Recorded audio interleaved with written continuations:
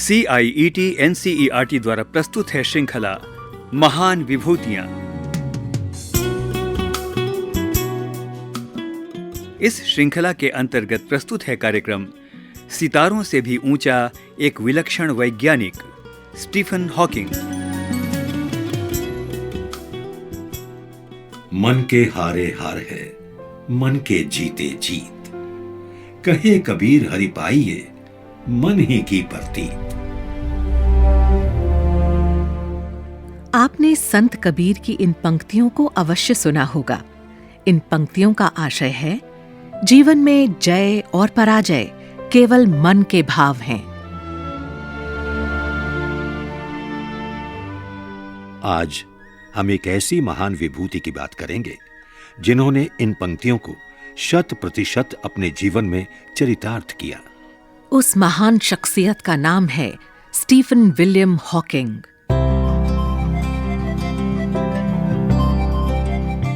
उनका नाम 20वीं सदी के महानतम भौतिक विज्ञानी एल्बर्ट आइंस्टाइन के साथ बड़े आदर से लिया जाता है। स्टीफन हॉकिंग का जन्म 8 जनवरी 1942 को ऑक्सफोर्डशायर, ब्रिटेन में हुआ था। उनके पिता का नाम फ्रैंक और माता का नाम इज़ाबेल हॉकिंग था।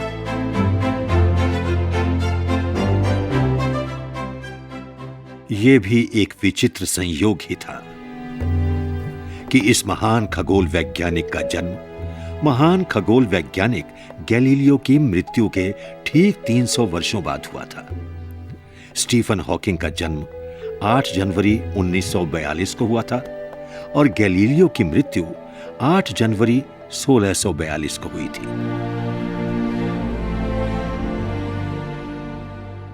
उन्होंने अपनी प्रारंभिक शिक्षा ऑक्सफोर्ड के निकट सेंट एल्बान में ही पूरी की।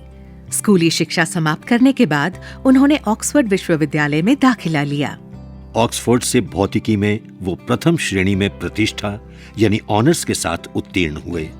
अध्ययन पूरा करने के बाद कैम्ब्रिज विश्वविद्यालय से उन्होंने अनुप्रयुक्त गणित और सैद्धांतिक भौतिकी यानी applied mathematics and theoretical physics विषय लेकर ब्रह्मांड विज्ञान यानी कॉस्मोलॉजी पर गहन अध्ययन और शोध किया। प्रोफेसर और छात्र उन्हें प्यार से जूनियर आइंस्टाइन कहकर बुलाते थे।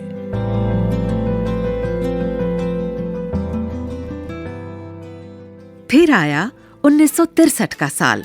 दिन था 8 जनवरी यानी उनका 21वां जन्मदिन। वे छुट्टियों में अपने घर आए। Stephen, happy birthday to you! Happy birthday to you, Stephen! How are you? Happy birthday, Stephen! Thank you, Congratulations! Thank you, John. Thank you so very much. Hi, Martin. How are you? Oh, fine. Thanks for coming in. Please come in. Oh, Please. sure. Yes. Why not? Come here. Oh, sure. Hey. Join us for a drink, please.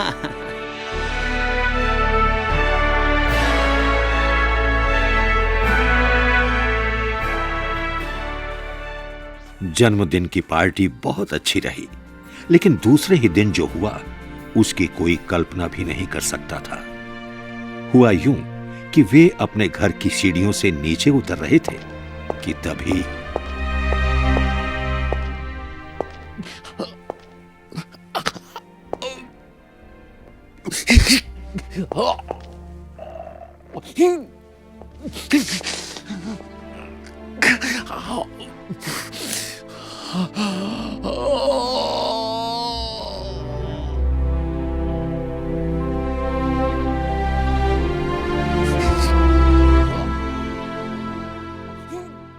अचानक उनके शरीर की सारी मांसपेशियां बुरी तरह से अकड़ गईं और वे अचेत होकर गिर पड़े।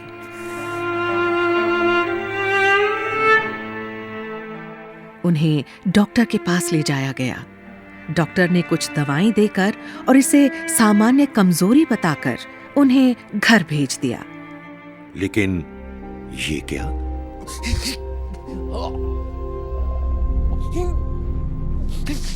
जब स्टीफन को ऐसे दौरे बार बार पड़ने लगे तो उन्हें लंदन के एक नामी अस्पताल में ले जाया गया। जांच के बाद डॉक्टर ने स्टीफन के माता-पिता को बुलाया।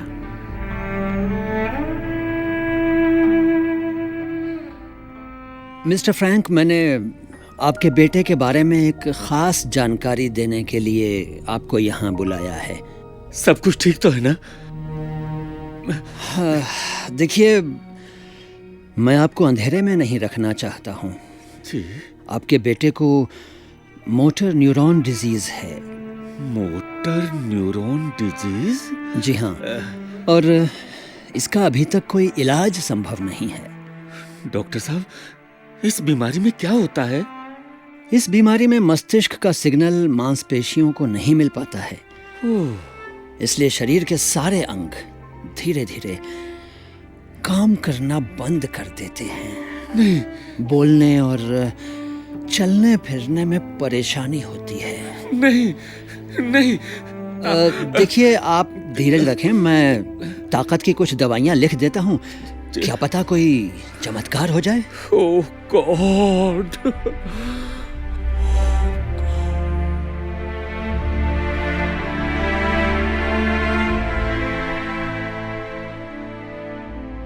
लेकिन कोई चमत्कार नहीं हुआ। स्टीफन की बीमारी बढ़ती ही चली गई। उन्हें बोलने में बहुत परेशानी होने लगी थी। एक बार जब तबीयत बहुत खराब हुई तो उनके मित्र उन्हें डॉक्टर के पास ले गए। डॉक्टर ने कह दिया कि वे अब अधिक से अधिक 2 वर्ष ही जी पाएंगे।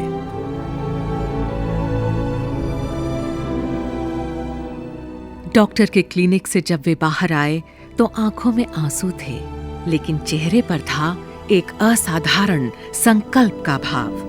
उन्होंने कहा,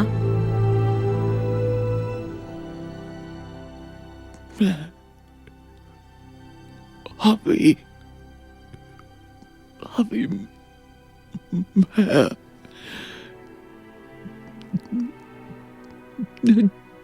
जीना चाहता हूँ।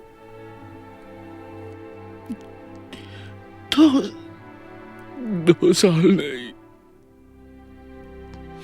20 साल भी नहीं, पूरे 50 साल और जीऊंगा।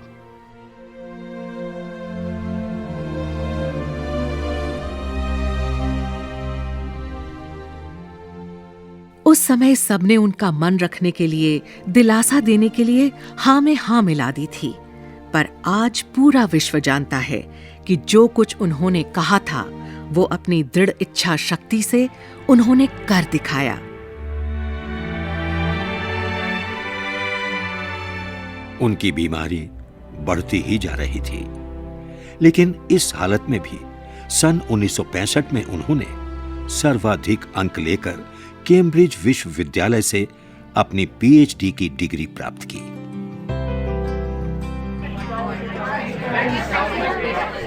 साथियों, हम बड़े हर्ष के साथ घोषणा करते हैं कि स्टीफन हॉकिंग ने बेहद अच्छे अंकों से अपना शोध पूरा कर लिया है।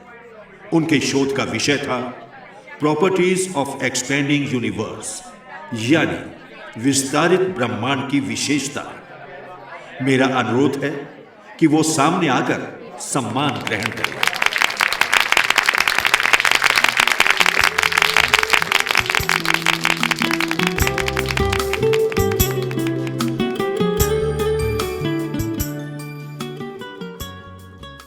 विश्वविद्यालय में वे एक चलता फिरता आश्चर्य माने जाते थे। जब उनसे ये पूछा गया कि वे इतनी कठिनाइयों के बीच अपना शोध और अध्ययन का काम कैसे कर लेते हैं, तो उन्होंने उत्तर दिया, मेरी क्षमता मेरी दिव्यांगता से अधिक मजबूत है। दिव्यांगता शरीर से अधिक मन में होती है।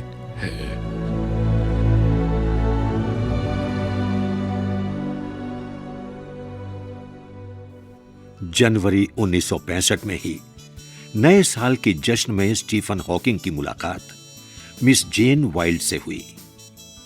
वे अंग्रेजी साहित्य की प्रख्यात लेखिका और शिक्षिका थीं। मिस जेन वाइल्ड स्टीफन के खुशदिल स्वभाव, बुद्धिमत्ता और दृढ़ संकल्प शक्ति से बहुत प्रभावित हुईं। वे जानती थीं कि भविष्य में स्टीफन का स्वास्थ्य बिगड़ता चला जाएगा, लेकिन उन्होंने स्टीफन का साथ नहीं छोड़ा और वे विवाह बंधन में बंध गए। उनकी 3 संतानें हुईं।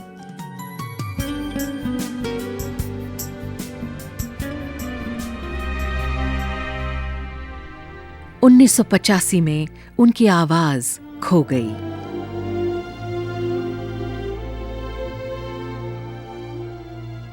अब बोलना उनके लिए असंभव हो चुका था। उनके सभी अंग धीरे धीरे स्थिर होने लगे थे। इसलिए स्वीडन में उनके लिए एक स्मार्ट व्हीलचेयर बनाई गई, जिसमें कई प्रकार के उपकरण लगे हुए थे। इस चेयर में एक विशेष उपकरण था जिसे स्पीच सिंथेसाइजर कहा जाता था।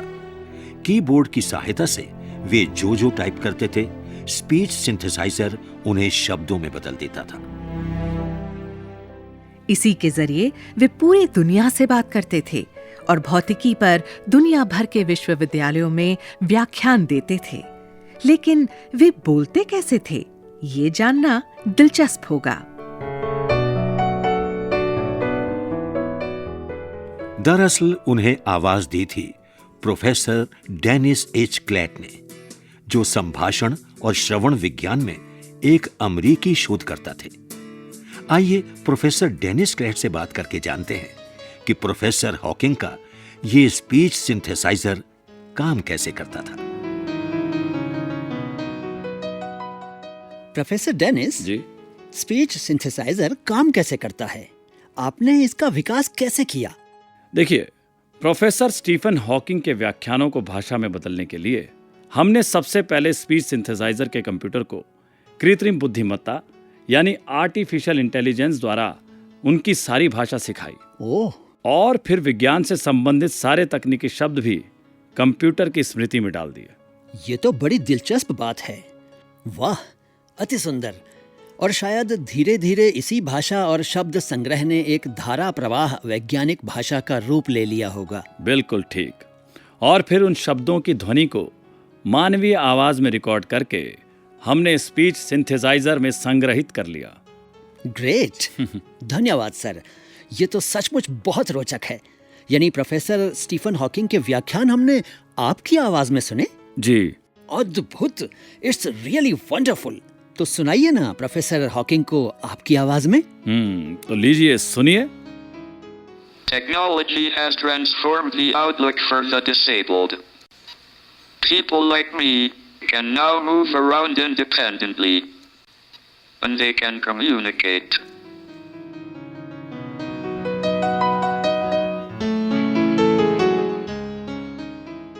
उन्होंने कुल 29 रचनाएं की, जिनमें पुस्तकें, शोध प्रबंध और विज्ञान लेख शामिल हैं। उनसे अंतरिक्ष समय, भारहीनता, शून्य गुरुत्वाकर्षण जैसे अंतरिक्ष के अनेक रहस्यों से पर्दा उठ गया और अनेक शोधों को गति मिली। सापेक्षता का सिद्धांत, क्वांटम यांत्रिकी और अंतरिक्ष समय यानी स्पेस टाइम पर उनका काम हमेशा याद रखा जाएगा।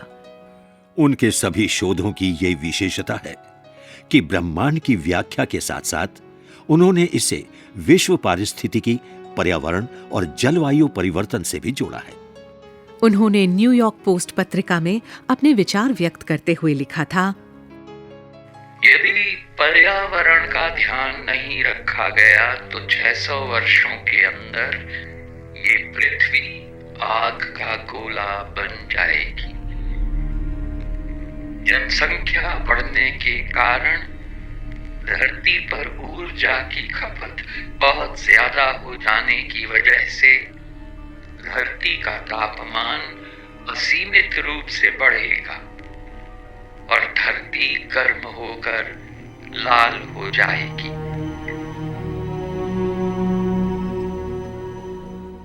1974 में उन्हें दोबारा डॉक्टरेट की उपाधि मिली और अब उन्होंने सापेक्षता और पुंज सिद्धांत यानी theory of relativity and mass पर काम करना शुरू किया।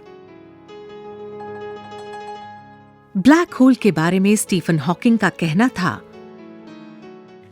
ये होल्स अंतरिक्ष में सबसे अजीब और सबसे आकर्षक वस्तुओं में से एक हैं।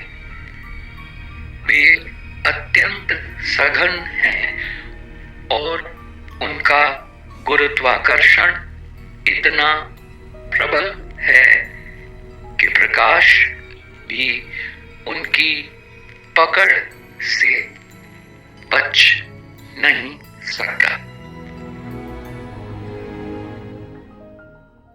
उनके द्वारा लिखित किताब a brief history of time उस समय की सबसे ज्यादा समय तक बिकने वाली किताब बनी। तब इस किताब की बिक्री लगभग रिकॉर्ड 237 हफ्तों तक चली। एक और पुस्तक थियरी ऑफ एवरीथिंग भी बहुत प्रसिद्ध हुई।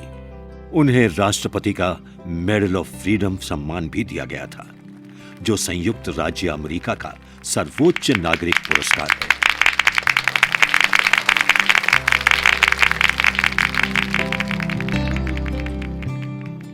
विद्यार्थियों और शोध करने वालों को वे अक्सर कहते थे, ऊपर सितारों की तरफ देखो, जो भी देखते हो उसका अर्थ जानने की कोशिश करो, आश्चर्य करो, उत्सुक रहो और प्रश्न करो।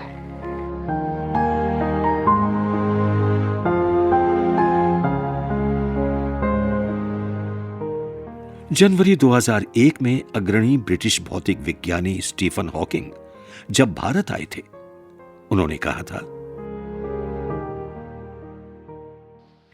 Indians are so good in mathematics and physics. विश्व के दिव्यांग समुदाय के लिए प्रोफेसर हॉकिंग का अंतिम संदेश था, यदि आप शारीरिक रूप से दिव्यांग हैं तो मन को दिव्यांग न होने दें।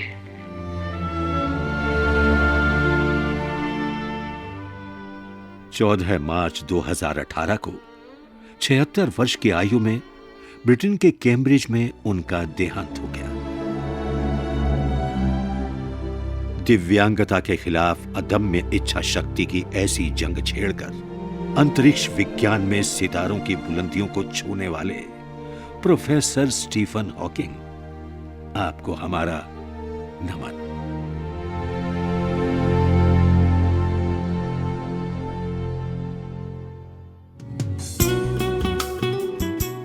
अभी आप सुन रहे थे महान विभूतियां श्रृंखला पर आधारित कार्यक्रम सितारों से भी ऊंचा एक विलक्षण वैज्ञानिक स्टीफन हॉकिंग।